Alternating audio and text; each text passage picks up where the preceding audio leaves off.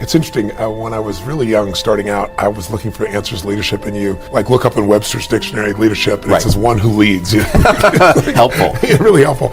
I believe that leadership is really a skill of influence. It is the most important skill that any human being can master, and I don't think of leadership as a position.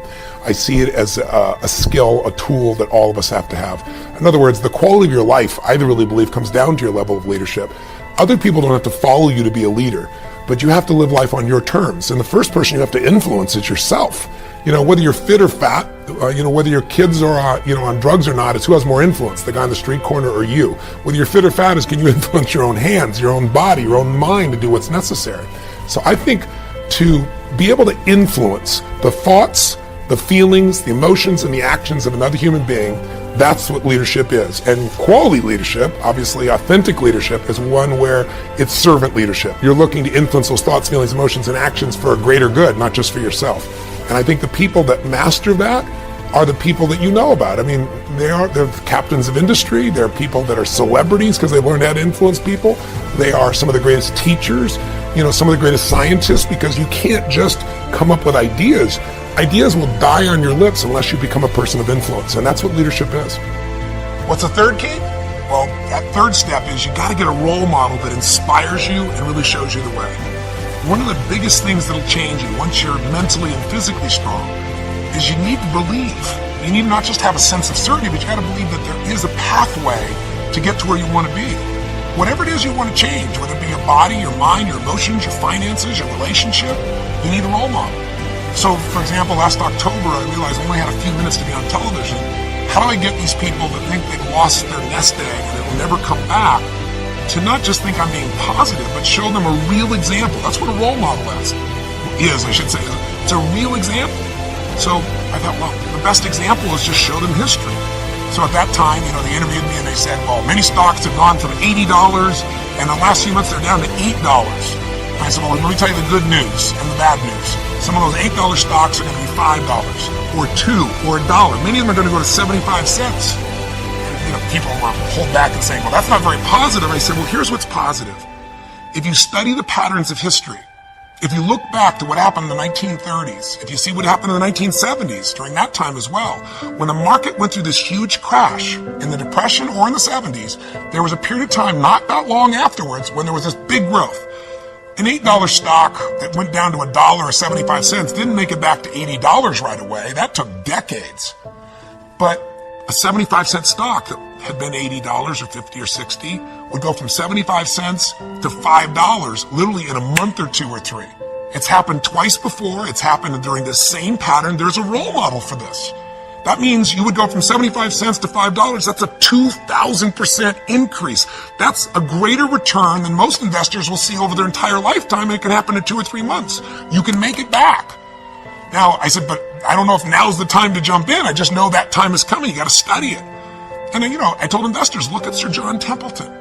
He had just passed away a few months before. I was fortunate enough to know him. If you don't know the name, he's one of the greatest investors in history. And he became an investor, a billionaire, I should say, by being an investor, and he started with $10,000. How do you do that? He did it because he believed you make all your money at times of maximum pessimism. That was his role model. In 1939, the Depression is going on, Hitler invades Poland, and he's in a place where all heck is breaking loose, and he took his $10,000 and he invested it all he could in the stock market, bought stocks that cost $1. Many of these stocks were near bankruptcy. But what do you think happened after the war? Things got back to normal. The season always comes back. He became a billionaire from those investments. He invested in Japan when no one would invest in Japan because no role model would do that. They just got bombed. The country's down to mud and dirt. He bought things for pennies that grew and he sold them for a huge profit. If you're looking to make your business successful today and you're trying to think, how do I do this in this tight economy? Look around at role models. Who around you is still doing well? There are people. You just got to find them. You have really decided that within this next hour, you took some step towards it. Something. A note you write. A text you send. A decision you've made. Something you do that you follow up with the action to make it real. That's a step. If you are building for the future, then you have to reimagine your strategy. This is how you're going to do it. You're going to do it through a strategy. What is a strategy? A synchronized step-by-step plan from point A to point B. Your strategy is important. You've got to fix your strategy. If you've been doing what you've been doing for 5 years and it's not working, it doesn't mean you need to give up your idea. You might need to give up your strategy. Okay, mental exercises. So, feed the mind, debate, exercise, a continual diet. You can't go too long in between the classes and the schools and the seminars and the sermons where things are being taught of value. Here's what else is important. You got to go to everything you can afford. Have a good plan, weekly plan, monthly plan to go to a variety of things, go to a variety of things, go to a variety of things. And don't miss the chance. Even if you're involved in a certain company and they say, we're going to have a training class, you say, I've been to one of those. I'm asked, you got to go again, and you got to go again. You can't get it all the first time. When they call a little training class, make sure you're there. Here's why. Some of them are going to be life-changing. And you don't know which experience is going to be life-changing. You can't pick the one. You just got to go, go, go, go. One is life-changing. You go again, you go again, you go again. Another one is life-changing. The most powerful tool that you have right now in your life, in your body, is your mind. And your mind is so strong and so powerful that the Bible said it is with the mind that we serve the Lord. That's why the enemy fights you in your mind. He fights you in your mind. For as a man thinketh in his heart, so is he.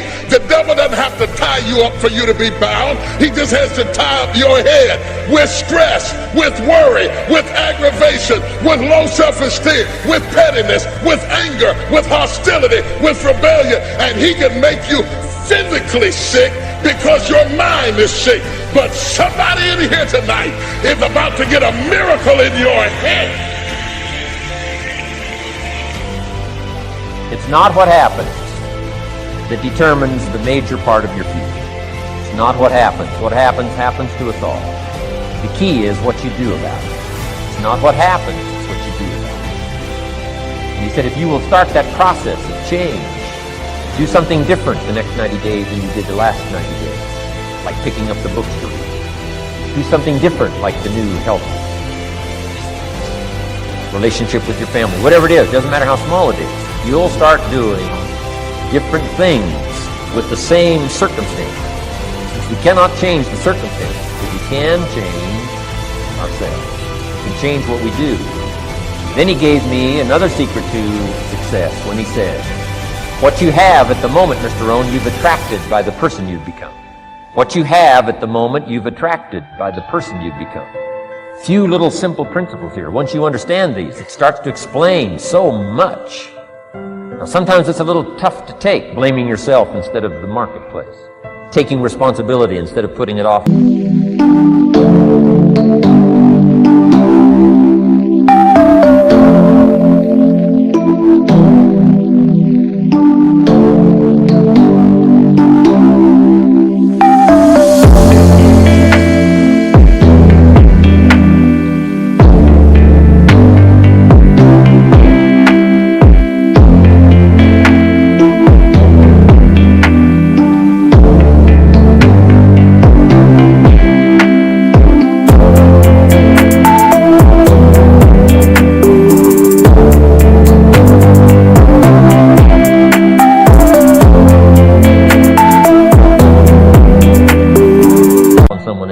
That transition sometimes is a challenging mission.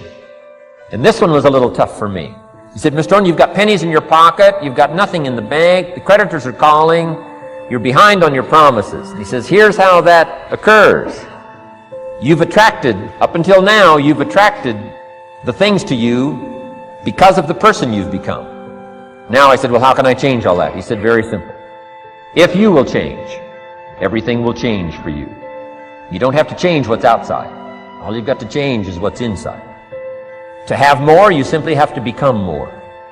And then he said, don't wish it was easier. Wish you were better. Don't wish for less problems. Wish for more skills.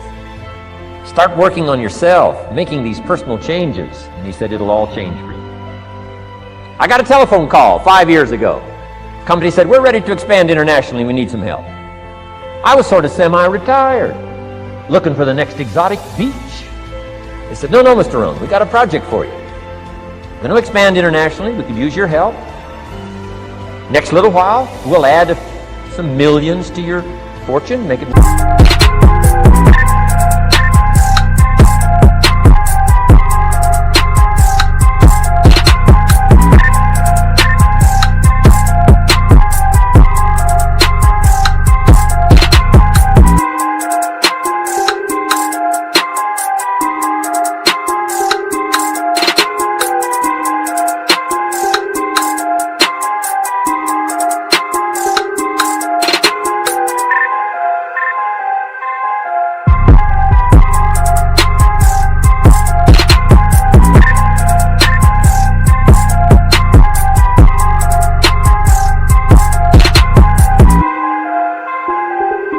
Worth your while?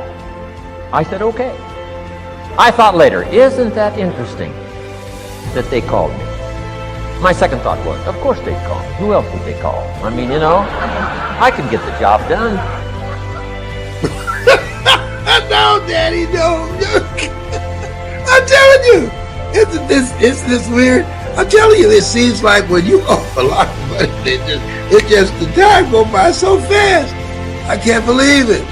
I can't believe it. It seems like, oh my goodness, the days are just flying by. And when I wake up in the morning, I look at myself and I always say, I thank God for being able to wake up this morning in my right mind. All things work together for good for those who love God and those who are called according to his purpose. Lord, whatever I face today, together you and I can have it. What day is it, you said?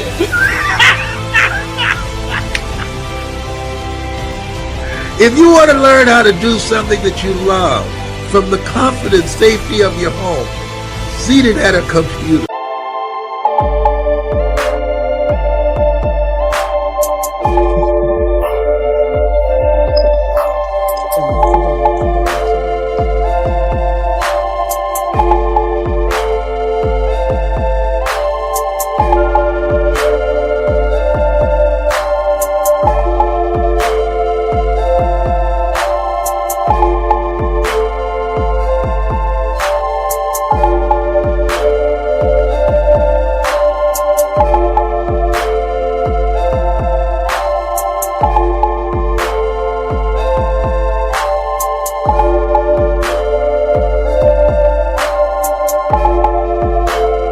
if you want to learn how to begin to maximize your potential, your greatness, and if you would like to be a part of a community of people who are going in the right direction, be around the right people and get the right coaching so that you can leave a legacy. These pictures that you see behind me, that's my legacy.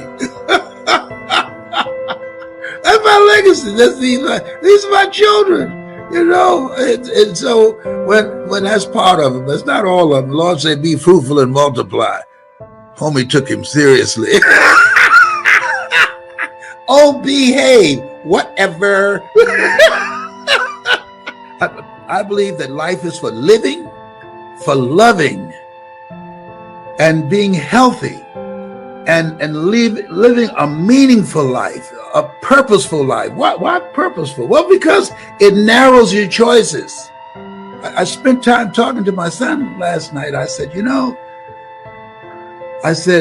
I don't have a void in my life because